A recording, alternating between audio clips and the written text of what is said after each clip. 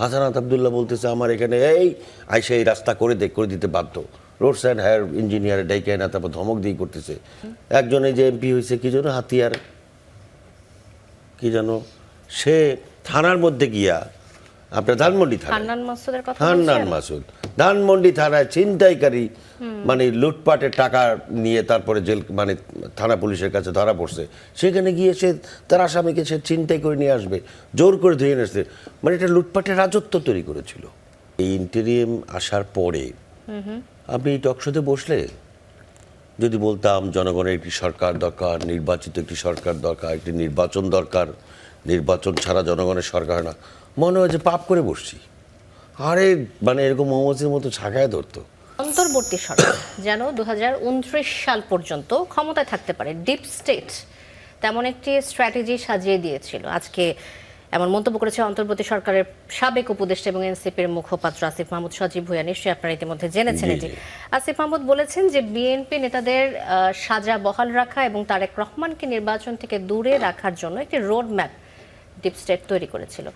এই ষড়যন্ত্র কৌশল এ ব্যাপারে কি আপনারা কিছু জানতেন কিনা? আমি ব্যক্তিগতভাবে জানতাম না, তবে আজ করতে পারছিলাম। তাদের যে সমস্ত কথাবার্তা উচ্চবাচ্চা, আপনি মনে করে দেখবেন যে এই ইন্টেরিয়াম আসার পরে আপনি এই টকশোতে বসলে যদি বলতাম জনগণের একটি সরকার দরকার, নির্বাচিত একটি সরকার দরকার, একটি নির্বাচন দরকার, নির্বাচন ছাড়া জনগণের সরকার হয় না, মনে হয় যে পাপ করে বসছি।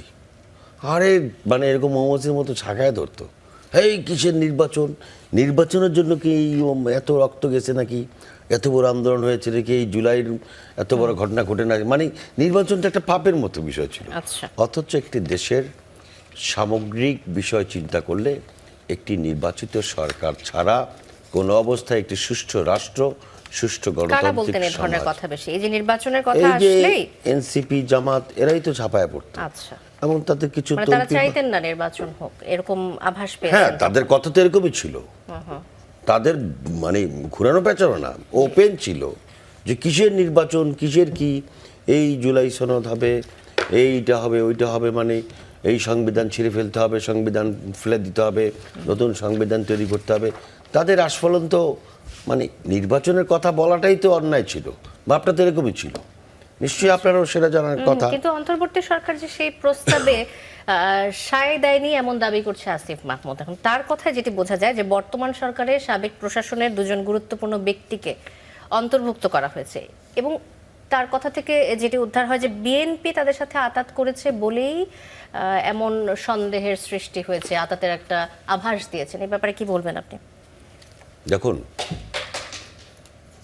আমি বললাম না যে বিএনপি মনে হয় বিরোধী দলের অবস্থায় ছিল।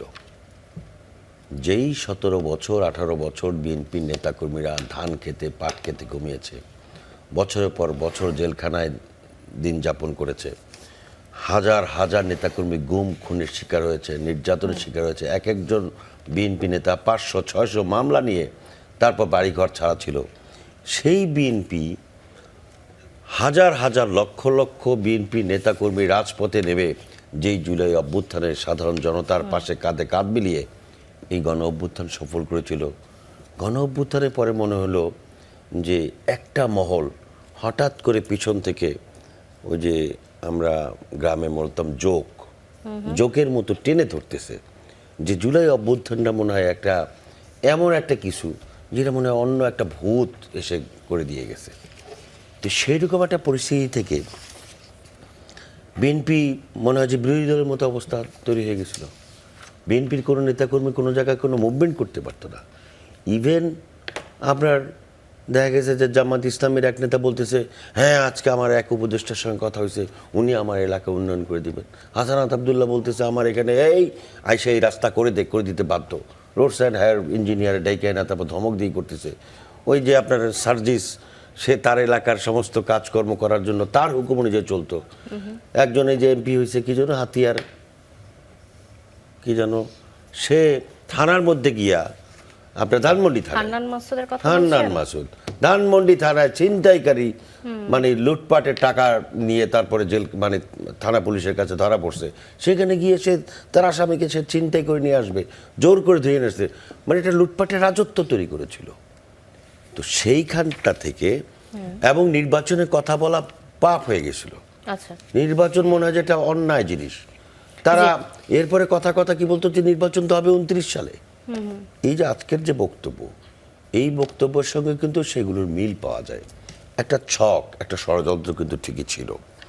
এবং বিএনপি শুধু নির্বাচনের কথা বলেছে, এইটা ছিল বিএনপির পাপ। জি। অথচ একটি গণতান্ত্রিক রাষ্ট্রের মূল ভিত্তি হচ্ছে একটি নির্বাচিত সরকার।